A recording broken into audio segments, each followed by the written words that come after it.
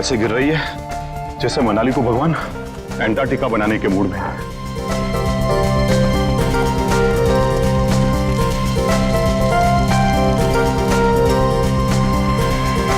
गुमनाम है कोई, घर में तो कोई नहीं है, फिर ये म्यूजिक किसने चलाया? पूरब, माया, गौतम, पूरब, कौन है वो माया, अनजान है गौतम। गुमनाम है कोई, बदनाम। अगर बच्चे नहीं है तो फिर कौन है? कौन है यहाँ? कौन है?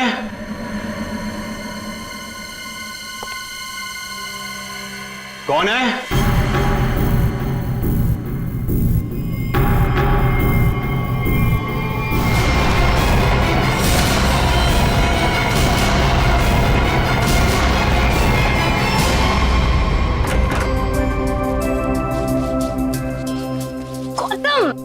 इधर मत कर। क्यों? इधर मत जा, फिर मुझे साफ करना पड़ता है। मत। अच्छा मैं तुझे ही साफ अरे कर तुम दूंगी। तो लड़ना झगड़ना बंद करो, डैड घर में ही है। अच्छा है, तो मैं अब डैड से गौतम की शिकायत करती हूँ। डैड देखिए ना इसे, पूरा घर गंदा कर रहा है। Dad, dad, dad, dad, dad, dad, dad.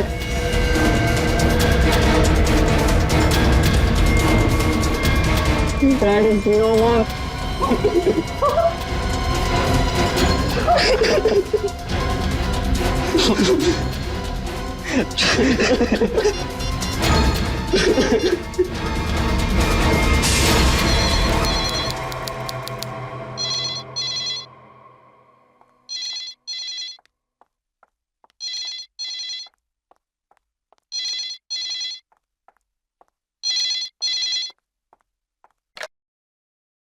Hello, हाँ वो लोग आ गए हैं और किसी भी वक्त घर पर पहुंचने वाले हैं। ठीक है।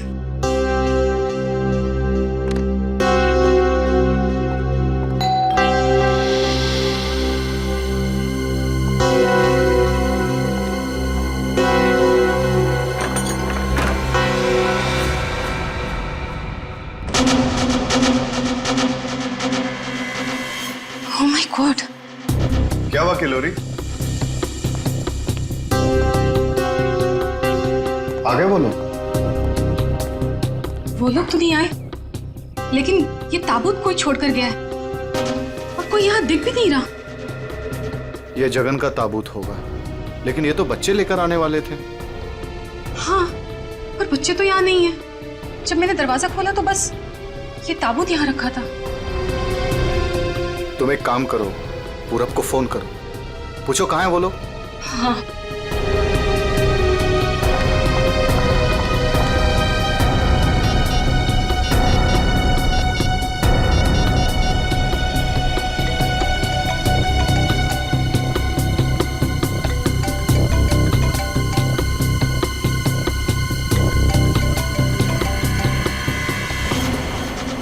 ये आवाज तो यहाँ से आ रही है।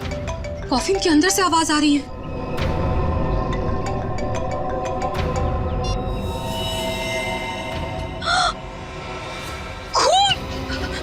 विक्रम खून! Oh my God! कुछ तो गड़बड़ है, पुलिस को फोन करो जल्दी। एक मिनट, तुम पैनिक मत हो, खोलकर देखते हैं ना।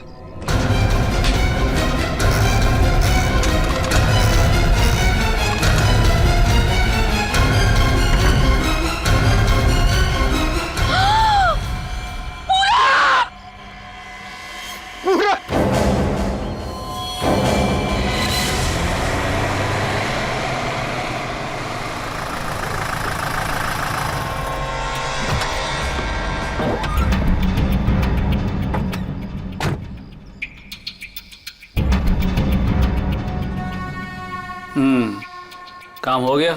यस बॉस, आज तो आप हमें शाबाशी दोगे बॉस। किसी को कोई शक तो नहीं हुआ? कोई शक नहीं बॉस, इतनी सफाई से लाश को ठिकाने लगाया है कि उनके रूहें कांप जाएंगे, रूहें। ए बस बस बस, आज तक तूने कोई काम ढंग से किया है? बात करता है, मैं खुद चेक करूंगा।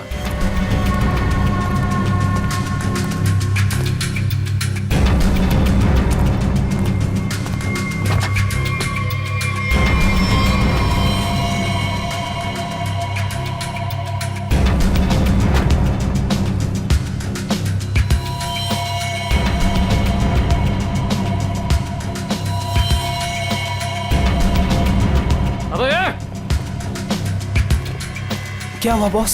मेरी किस्मत खराब थी जो मैंने तुझ जैसे निकम्मे को काम पे रखा। ऐसा क्या हो गया बॉस? ये देख, ये है तेरा सफाई वाला काम। हाँ, तू लाश ठिकाने लगाने गया था या अपनी पूंछ लगाने गया था तू? पूछ? अबे पूरे रास्ते पर तू खून के निशान लगा कर आया। सीआईडी वाले इसी पूंछ को पकड़कर हमारी गर्दन तक पहुंच जाएंगे। अरे तुझे कितनी बार बोला कि लाश ठिकाने लगाने के बाद सफाई पर सही से ध्यान दिया करो। बोला था ना, एक बार बात तेरे भेजे में नहीं घुसती क्या? बात करता है। अब क्या करे बॉस? क्या करे? मैं बताता हूँ तुझे, रुक। मन तो करता है ना तेरा खून भी इसी रास्ते पर बहा दूं। अरे शक्ल क्या देख रहा मेरी? ये मुसीबत को ठिकाने लगा और सफाई वही कर। जी बॉस। ए चल बॉस चल, खुद भी मरोगे और मुझे भी मरवाओगे। चल।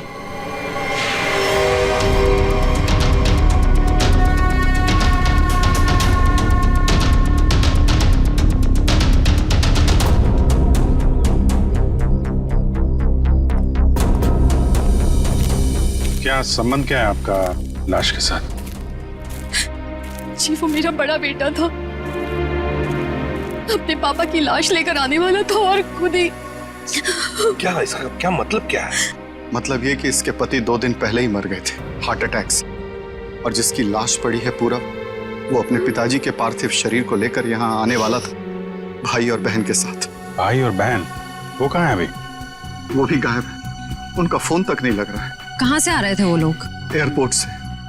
थोड़ी देर पहले ही उनकी फ्लाइट लैंड हुई थी, लेकिन वो लोग तो यहाँ नहीं पहुंचे, सिर्फ कॉफिन पहुंचा, वो भी पूरब के लाश के साथ। ये लो, मतलब बीच रास्ते में किसी ने कांड कर दिया। वैसे आपका क्या संबंध है जगन के साथ? कोई रिश्ता नहीं। मतलब? ये मेरे पति है। अच्छा अच्छा, मतलब दूसरी शादी है ये? एक बात बताइए, ये पूरब इनकी एक्स हस्बैंड की लाश को लेकर इनके करंट हस्बैंड के घर क्यों आ रहा था? है? ये मेरा घर नहीं है, ये किलोरी का घर है। मतलब आप घर जमाई हैं? जी। खैर ये तो आपका निजी मामला है। आप ये बताइए कि ये लोग कहाँ से आ रहे थे और एयरपोर्ट पे इन्हें कौन रिसीव करने वाला था? जगन हमारे 3 बच्चों के साथ मनाली में रहते थे। 2 दिन पहले पूरब का फोन आया कि हार्ट अटैक से उनकी मृत्यु हो गई है। मैंने पूरब को बोला कि उनके अंतिम संस्कार के लिए वो उन्हें यहाँ ले आए।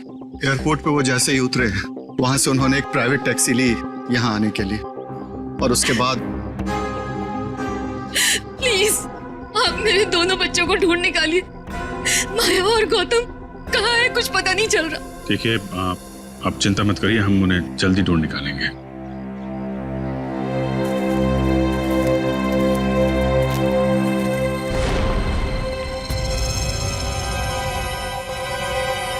तो ये देखो, उनकी रेलगाड़ी लगती है। Yes sir. निखिल सर देखो, ये रेलगाड़ी कौन से स्टेशन से होके आई है? चलो भैया चलते हैं। चलते भैया का क्या मतलब है? अपना मुंह दिखाने आया था तू यहाँ पर? मतलब ये है कि एक लाश पड़ी हुई है, उसका खून हुआ है, किसने खून किया है ये तो आप पता लगा ही लोगे ना। महान हो आप लोग तो मेरा क्या काम है यार? इसको नहीं बुलाऊं तो इसके कान में से धुआं निकलता है कि हमें बुलाया नहीं, ये तो यूं केस सॉल्व कर देते, यूं खूनी को पकड़ लेते। और अभी लाश को सूंघा तक नहीं और चल पड़ा। हाँ सूंघ लिया तो फिर मुंह खोल ना। लाश को सूंघने के बाद क्या पता चला ये बताने के बगैर सरपट भागे क्यों जा रहा है? देख फारूक, 2 बच्चे गायब है इस औरत के, 2 बच्चे, और ऊपर से बाप की लाश भी गायब है। लाश गायब है तो मैं क्या करूं? लाश बन के लेट जाऊं यहाँ पर? लाश ढूंढना आप लोगों का काम है, तो ढूंढो ना। पूछो किसी से, ढूंढो कि ये कास्केट कहाँ से आया था। मैं क्या करूंगा इसमें? अच्छा तू जा। ठीक है। अरे एक मिनट सर, हमें इस केस में आपकी जरूरत है। आप देखो भैया, वो तो हर केस में तुम लोगों को मेरी जरूरत पड़ती है, पर तुम लोग मानते कहाँ हो? यार छोड़ो इसको। अरे सर प्लीज एक मिनट। अरे सारुंके साहब, आप अपने ज्ञान का प्रकाश डालिए ना इस केस पे। इसके चेहरे पर अंधेरा छाया, ये क्या प्रकाश डालेगा? कुछ बोला? नहीं, ये हमारे आपस की बात है, तुम लगे रहो। ये ताबूत कहाँ से आया? ये लो, एयरपोर्ट से। अरे तो एयरपोर्ट जाओ ना यार, यहाँ क्या कर रहे हो तुम लोग? तो जाएंगे ना साळुंखे जी, पर आप क्यों मैदान छोड़ के भाग रहे हो? भाभी,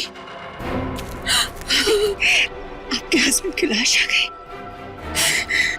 नहीं, मेरे बेटे की लाश आई है। क्या कह रही हैं आप? इतना सारा खून क्यों बह रहा है? मुझे बहुत डर लगता है खून से। शांति प्लीज। ना खून इसलिए बह रहा है क्योंकि इनका खून हो गया है।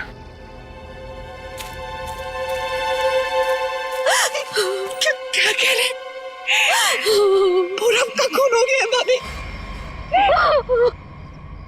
वैसे आप, ये मेरी बहन है और किलोरी की ननद। लेकिन भाभी, इसमें पूरब की लाश है तो आपके हस्बैंड की लाश कहाँ है? साळुंखे, अगर 5 साल के बच्चे की तरह मुंह बना के नखरे नहीं करता ना, तो अब तो कोई सुराग मिल जाता तुझे। भैया, ये नाक के अंदर छोटे छोटे दाने दिखाई दे रहे हैं ना, शायद यही एड्रेस। किसका? उनके हस्बैंड की लाश का। अरे तुम लोग कर क्या रहे हो? आज फिर किसी पैसेंजर का लगेज मिसिंग हो गया। तुम लोगों की वजह से किसी दिन गवर्नमेंट मुझे इस ऑफिस से मिसिंग कर देगी। ठीक से काम करो। Yes sir.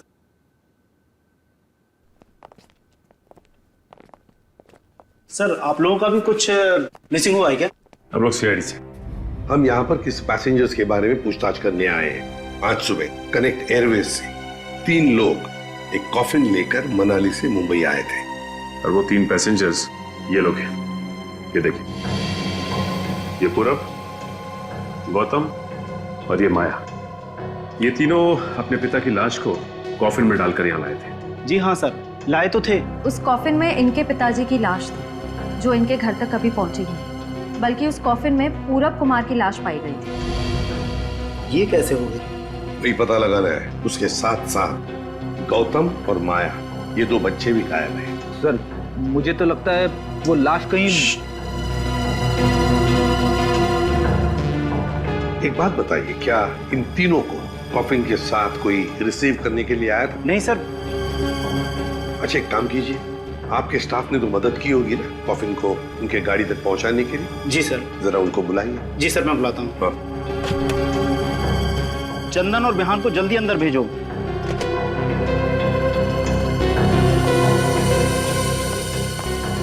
क्या हुआ सर?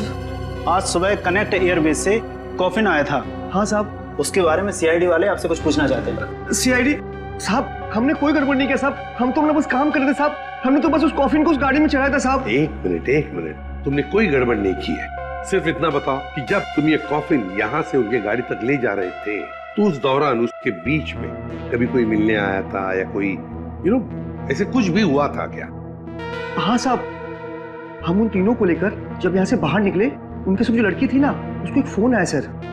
पता नहीं क्या बात हुई, फिर वो अचानक से कहने लगी, पार्किंग में एक नीली वैन खड़ी है, ये कॉफिन वहां ले चलो। अच्छा, वैन के ड्राइवर को देखा तुमने? नहीं साहब, वैन के ड्राइवर को तो नहीं देखा, लेकिन साहब वैन का नंबर मुझे याद है।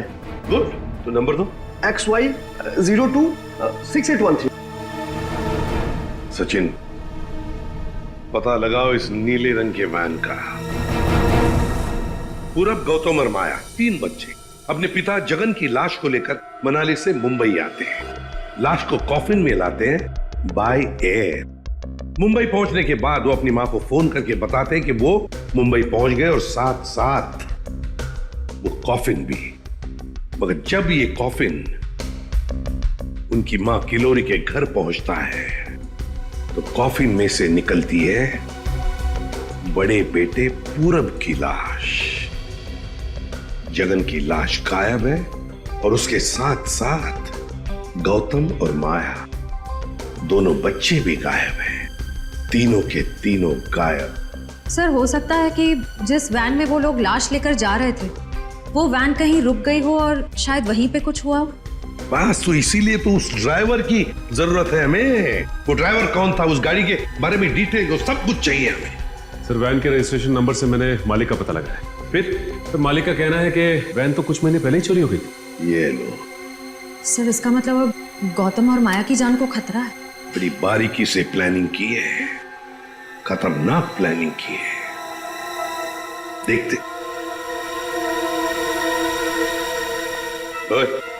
अंकित कुछ मिला? हाँ बस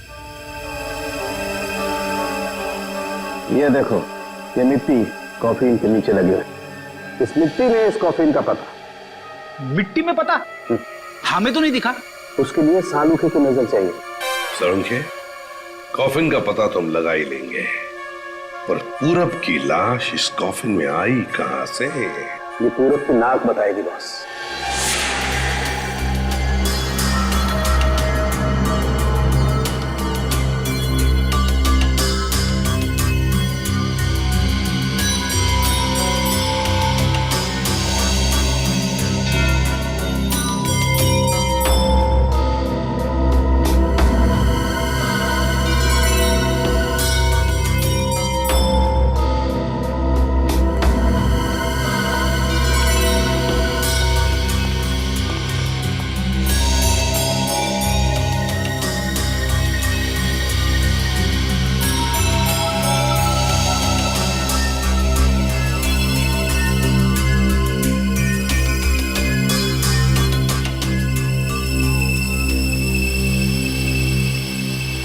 हाँ सर, कुछ पता चला?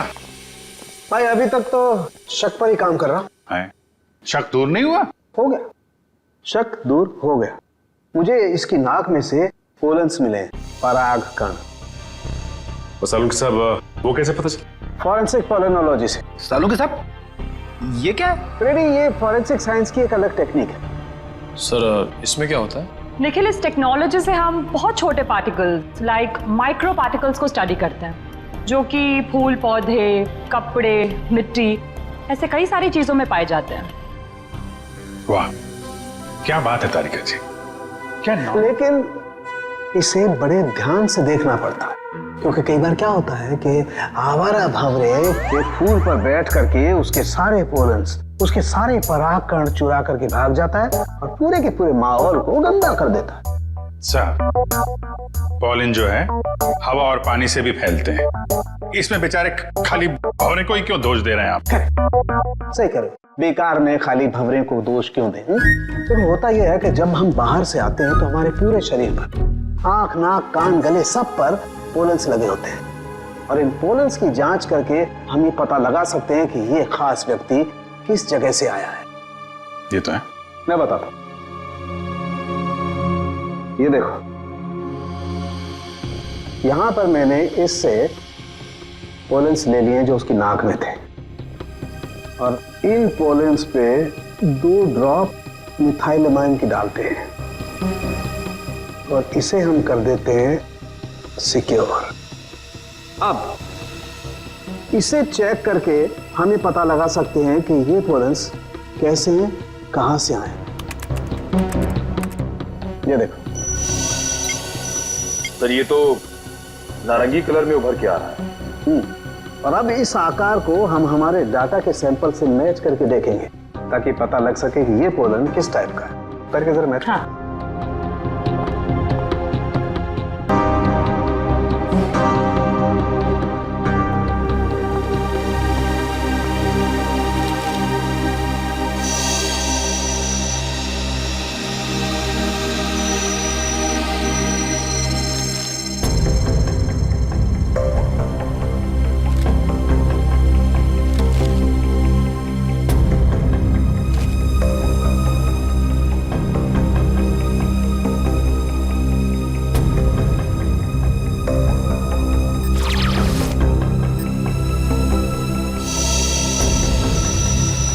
वाओ सर, ये तो पॉलेंस की पूरी लाइब्रेरी है।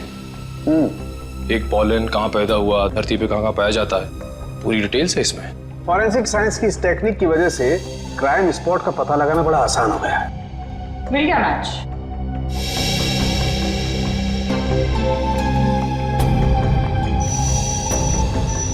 ये मैरीगोल्ड है जिसका हाइब्रिड नाम मरियासा गोल्ड 63 है। ये वैरायटी पूरे साल पैदा होती है और धानीखेत में पाई जाती है। धानीखेत? चलो कम से कम ये तो पता चल गया कि खून कहाँ हुआ है। सर यही है धानीखेत सर। तो फिर वैन यहीं पर लाया गया था। ये टायर मार्क्स तो हैं सर यहाँ पे।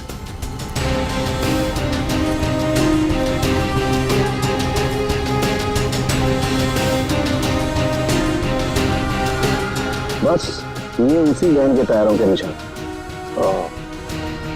ये तो जगन की लाश खूनी ने यहीं कहीं फेंकी होगी। पर सर इतने बड़े खेत में हम उसकी लाश ढूंढेंगे कैसे? मैं बताता हूँ बस।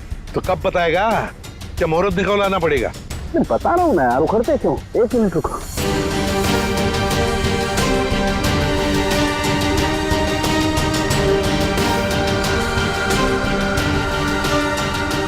ये देखो, ये मैंने फूल के पोले निकाले। अभी मैं जिस दिशा में उड़ाऊंगा और ये उड़ करके जहां जाएंगे समझ लो खून भी उसी दिशा में उड़ा है। लेकिन सर यहाँ तो हवा ना के बराबर है, ये कैसे पता चलेगा कि हवा किस डायरेक्शन में है?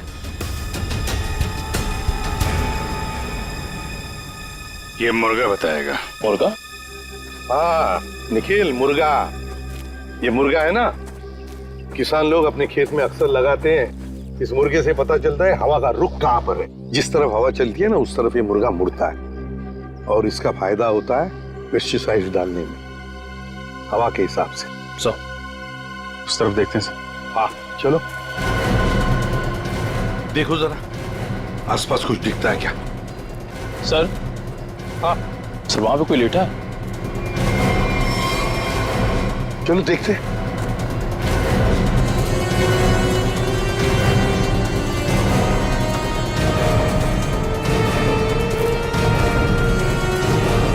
हेलो, ओ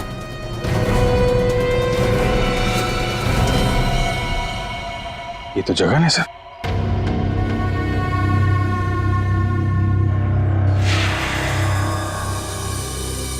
देखिए, जगन की लाश हमें गेंदे के खेत में से मिली। क्या बता सकते हैं ऐसा कौन कर सकता है? कौन मार सकता है जगन को? कौन मार सकता है आपके बेटे को? है किसी पर शक आपको? किसी के साथ उनकी कोई दुश्मनी थी? है? मुझे किसी पर शक नहीं। कहीं ये मामला प्रॉपर्टी से रिलेटेड तो नहीं? अब हम पर क्यों शक कर रहे हैं? क्यों नहीं? जगन जी अमीर आदमी थे, मनाली में सेब के बाग थे, जमीन जायदाद थी। उनके मरने से और पूरब के मरने से और दोनों बच्चों के गायब होने के बाद प्रॉपर्टी तो आप लोगों को ही मिलने वाली है ना। देखिए सर, आपको बहुत बड़ी गलतफहमी हो रही है। हमें तो ये भी नहीं पता था कि जगन के पास इतनी प्रॉपर्टी है, सेब के बागान है और वैसे भी मेरी अच्छी खासी नौकरी है, अच्छी खासी कमाई है। मुझे और क्या चाहिए जिंदगी में? और मेरा तो इन सब से कुछ लेना देना ही नहीं है, मुझे तो प्लीज दूर ही रखिए। देखिए, मैं अपनी फैमिली और अपनी वाइफ से बहुत खुश हूँ, मुझे और कुछ नहीं चाहिए। अच्छा, तो आपके कहने का मतलब है जो कुछ भी लेना देना है वो किल्लोरी जी का लेना देना? देखिए सर, आप लोग मेरे बच्चों को ढूंढने के बजाय मुझ पर और मेरे परिवार पर शक कर रहे हैं। नहीं नहीं नहीं नहीं नहीं किल्लोरी जी, हम आप लोगों पर कोई इल्जाम नहीं लगा रहे किल्लोरी जी। हम तो बस सच्चाई जानने की कोशिश कर रहे। जैसे एक बात जरूर कहूंगा आप लोगों को, सच्चाई आपके लिए बहुत फायदेमंद होगी।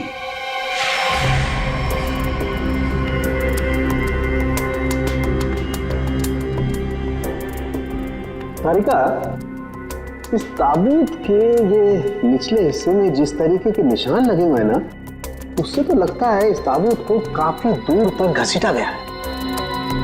तुम एक काम करो, जो ताबूत पर जगह जगह मिट्टी लगी हुई है, इस मिट्टी का सैंपल ले लो।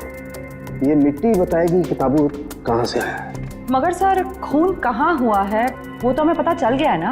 हाँ तारिका, ये पता लग गया है, लेकिन वो वैन, उस वैन के बारे में कुछ पता नहीं लगा है। जिस वैन में ये खून हुआ है, जिस वैन में से एक लाश गायब हो गई, उसके बारे में कुछ नहीं पता है। एक काम करो, इस मिट्टी का सैंपल ले लो, फिर इस मिट्टी को हम बॉम्बे के सॉइल मैप से मैच करके देखेंगे। लेकिन सर मुंबई के सॉइल मैप की कौन सी मिट्टी का फैलाव कहाँ तक है ये हमें कैसे पता चलेगा। यू ट्रस्ट मी ना? कॉज तो फिर सैंपल ले लो, पता लगेगा, बिलीव मी।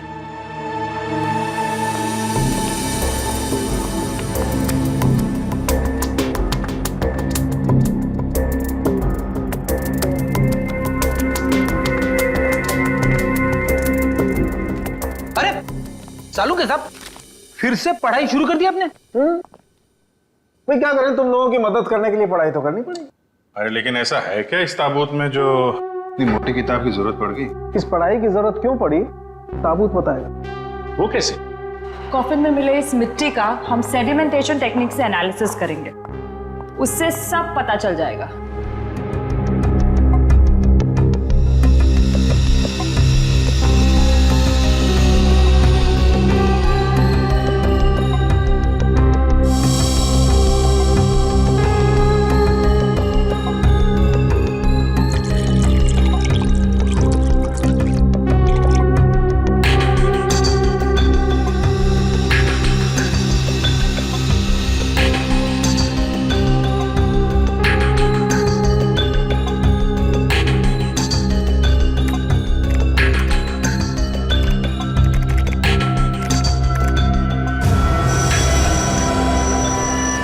ये देखिए,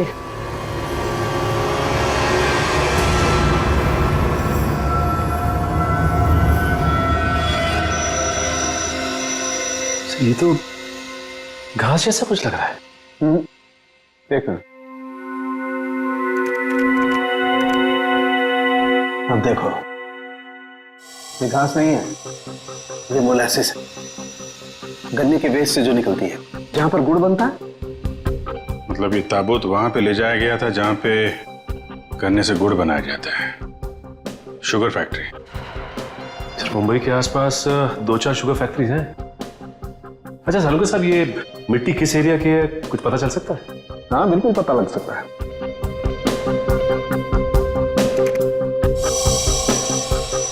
इस मिट्टी में 40% सैंड है। और इतनी सैंड परसेंटेज वाली मिट्टी मुंबई के बाहर कन्ना कावड़ी वाले इलाके में लगभग 30 किलोमीटर के एरिया में पाई जाती है। और हाँ, ये मिट्टी ज्यादा रेत और ज्यादा आयरन होने की वजह से काली दिखाई देती है। सचिन, पता करो उस एरिया में कोई शुगर मिल है क्या?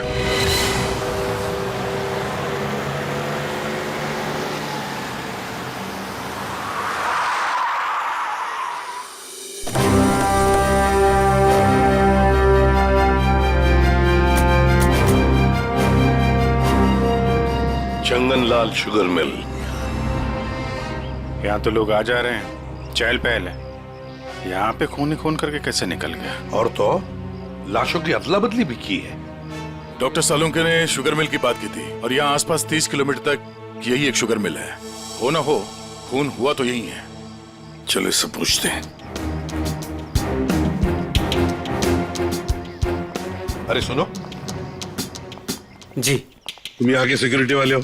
जी हाँ। हम लोग सीआईडी से तुमसे कुछ पूछना चाहते हैं। सीआईडी साहब, क्या बात है? हमको माफ कर दो, हमारी कोई गलती नहीं है। देखो घबराओ मत, हमारे कुछ सवालों का जवाब दो।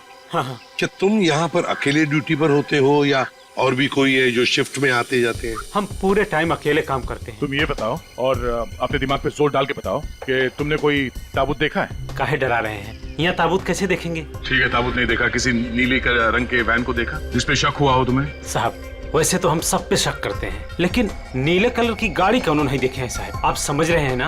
अच्छा चलो एक बात बताओ, यहाँ पर ऐसी कोई और भी खाली जगह है गोदाम जैसी? हाँ साहब, एक पुराना गोदाम है हमारे मालिक के, चलिए दिखाते हैं। चलो दिखाओ। दिखाओ। चलिए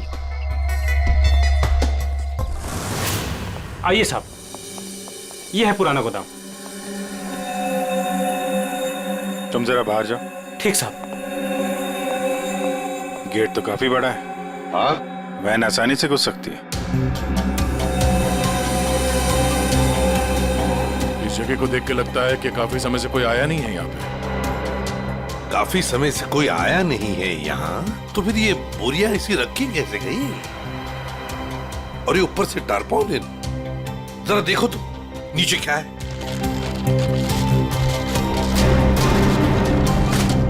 ये देखा?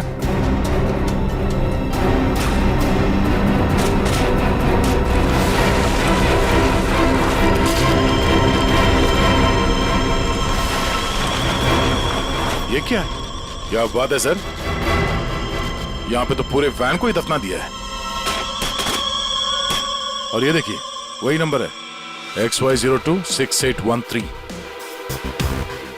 चेक करो देखो।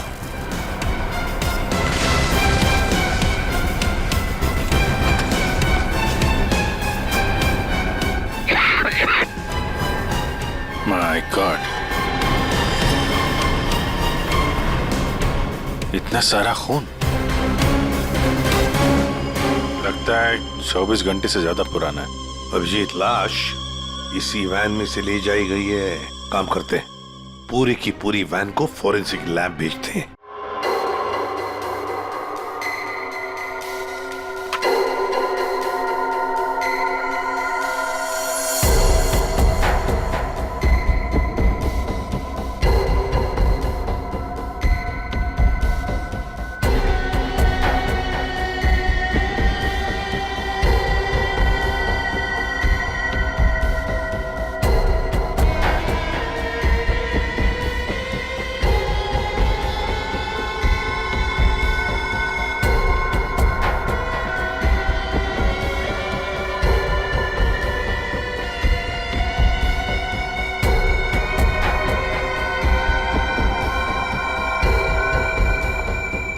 सर मिला कुछ? हाँ तारिका, मिला तो है बहुत कुछ, लेकिन जो कुछ मिला है उससे हम खूनी को सजा तो दिलवा सकते हैं, लेकिन बच्चों तक नहीं पहुंच सकते। सर टाइम बहुत कम है हमारे पास, कहीं बच्चों को नहीं तारिका, बच्चों को कुछ नहीं होने दूंगा, लेकिन सबसे पहले हमें ये पता लगाना पड़ेगा कि गैराज में डंप होने से पहले ये वैन आखिरी बार कहाँ होकर के आई। तो ये कैसे पता लगाएंगे हम? हमने पूरी वैन छान मारी है। तुमने वो कहावत सुनी है, किसी जेंटलमैन को देखना हो तो सबसे पहले उसके जूतों की तरफ देखो। हम भी इस गाड़ी के जूतों की तरफ देखें। मतलब साफ है तारिका, सिंपल। हम इस वैन के टायरों को चेक करेंगे। तारिका, ये वैन जहां से भी होकर आई है उस जगह की मिट्टी के कण इसके टायरों पर चिपके होंगे और वो बताएंगे कि वैन कहां से होकर के आई। करेक्ट। हाँ।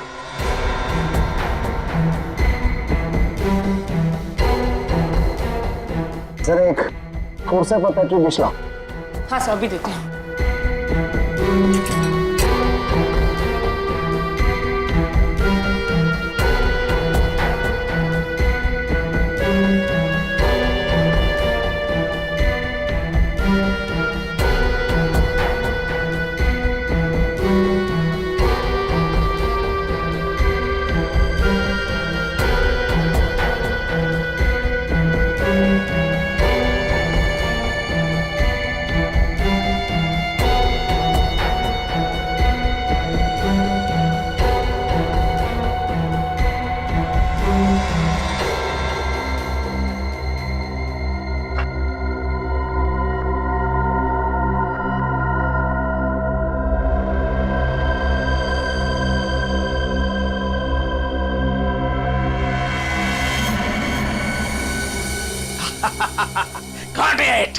सर क्या है, क्या मिला है?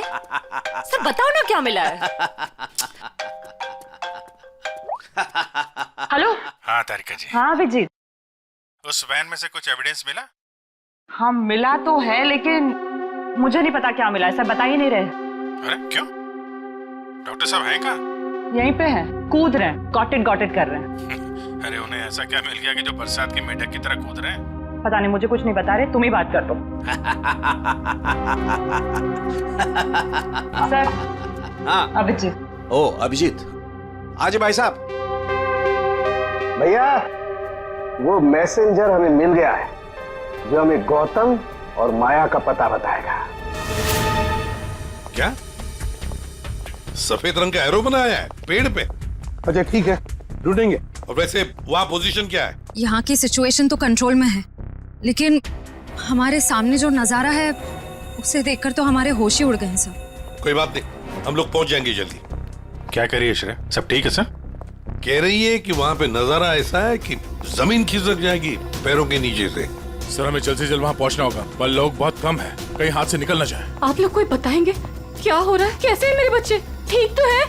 प्लीज कुछ बताइए। मैम जरा धीरज रखिए, सब कुछ पता चल जाएगा। कुछ बताया होगा ना फोन पे उसने। आखिर हमारे बच्चे मिले कि नहीं मिले, कुछ तो मालूम होगा ना। देखिए अभी कहने सुनने से कुछ नहीं होगा, जो भी है वहाँ पे चलने के बाद ही पता चलेगा। अरे पता तो तब चलेगा जब वहाँ पहुँचेंगे। अगर भालू शेर चीतों को पता चल गया ना कि हम लोग यहाँ हैं, तो दुनिया में किसी को हमारा पता नहीं चलेगा। आप फिक्र मत कीजिए प्रीति जी, आजकल इंसान जानवरों से ज्यादा खतरनाक हो गया। हो सकता है वो आपको देख के भाग जाए। अरे उन्हें चिल्लम चिल्ली की आदत नहीं है, जरा शांत रहिए आप। क्या? एक मिनट। श्रेया, वो सफेद निशान वाला पेड़ मिल गया। सर उस पेड़ से राइट लेकर 200 मीटर स्ट्रेट आ जाइए। 200 मीटर राइट में। चलिए जल्दी चलिए। कोई मुझे बताएगा हो क्या रहा है? मेरे दिल बैठा जा रहा है, कहीं मेरे गौतम और माया को कुछ हो तो नहीं गया? बस बस और नहीं चला जाता, अब नहीं चल पाऊंगी। देखिए पीछे छूटने वालों को जानवर छोड़ते नहीं है, लंच या डिनर में खा लेते हैं। नहीं, मैं आगे जाती हूँ ना, आप लोग मुझे फॉलो करिए।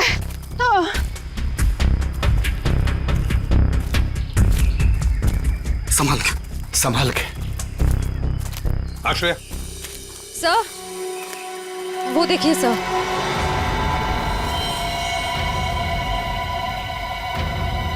माय गॉड, जल्दी से बच्चों को नीचे उतारो। हे भगवान, क्या है? चल गए। ये क्या मजाक है सर? जब आप लोगों ने देखा कि ये लोग यहाँ आए थे, इन्हें छुड़वाया क्यों नहीं, नीचे क्यों नहीं उतारा सर? बचा लो मेरे बच्चों को। श्रेया संभाल। माया घबराओ मत।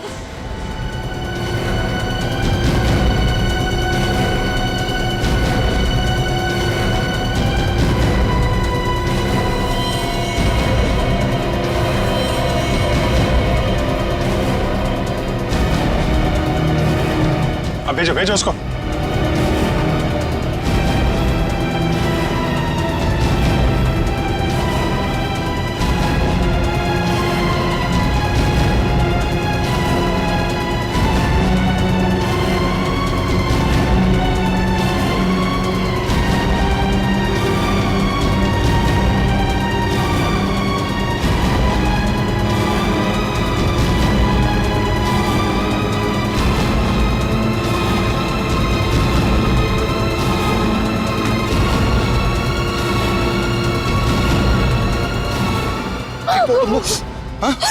तुम लोग ठीक हो ना? बंद कीजिए अपना नाटक, हमारी इस हालत के जिम्मेदार आप ही हैं। बच्चे कहते हैं ना हमें, तो क्यों डाला अपने बच्चों को मौत के मुंह में? तो अच्छा हुआ सीआईडी टाइम पे आ गई, वरना आपने भैया की तरह हमें भी मार दिया होता। क्यों खिलोरी जी, ये बात क्या है? बच्चे आप ही पर इल्जाम लगा रहे? मुझे भी कुछ समझ में नहीं आ रहा है। मैं तो इन लोगों से इतना प्यार करती हूँ, मैं क्यों मारूंगी इन लोगों को? बात तो सही है, सवाल जायज है। एक माँ अपने ही बच्चों के साथ ऐसे कैसे कर सकती है? देखिए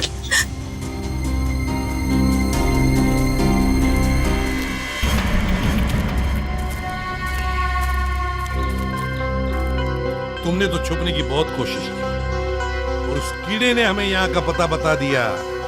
ये लोग कौन है सर? मैडम कुछ पूछ रही, बताओ या और खातिरदारी करें? हमने और खातिरदारी की जरूरत नहीं है। देखिए साहब, पहले मुझे इमरजेंसी वार्ड में भर्ती करा दीजिए। हड्डियों से बड़ी अजीब अजीब आवाजें आ रही है साहब, तो मुझे दिन में ही चांद तारे नजर आ रहे हैं सर। ऐसा लगता है जैसे मैं अंतरिक्ष में। मुंह खोलो अपना जल्दी। आप फंसा दिया तुमने हमें। मैंने फंसाया? मैं तो इन लोगों को जानती तक नहीं हूँ। आप नहीं, वो भाई साहब। दिमाग तो नहीं खराब हो गया तुम लोगों का? क्या बोल रहे हो तुम? हाँ,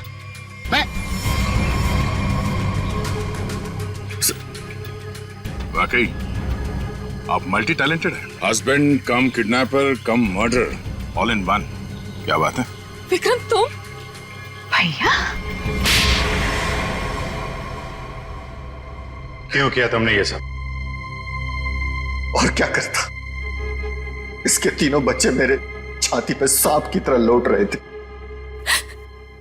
विक्रम, तुमने बोला था कि तुम हमारे बच्चों को मुझसे भी ज्यादा प्यार करोगे, और तुमने मेरे एक बेटे को मार दिया और बाकी दो को मारने की साजिश की। जिस मकसद के लिए मैंने तुम्हें फंसाया उस पर तुमने पानी फेर दिया। तुम्हें फंसाने का मेरा सिर्फ एक ही मकसद था, तुम्हारी प्रॉपर्टी, तुम्हारा पैसा। लेकिन तुमने अपनी सारी प्रॉपर्टी अपने बच्चों के नाम कर दी। क्या करता मैं? और तो और तुम अपने पुराने पति से भी मिलने जाती थी। तुमने कभी सोचा कि मेरे अंदर क्या होता था? मैंने एक दिन डिसाइड कर लिया, तुम्हारी पुरानी फैमिली को ही तुम्हारे रास्ते से हटा दूंगा। और इसीलिए सबसे पहले तुमने जगन को रास्ते से हटाया, क्यों? हाँ, इसलिए मैंने अपने रास्ते से सबसे पहले अपने पहले कांटे को हटाया, जगन को। अपनी पत्नी को झूठ बोला कि मैं बॉम्बे से बाहर जा रहा हूं, और एक दिन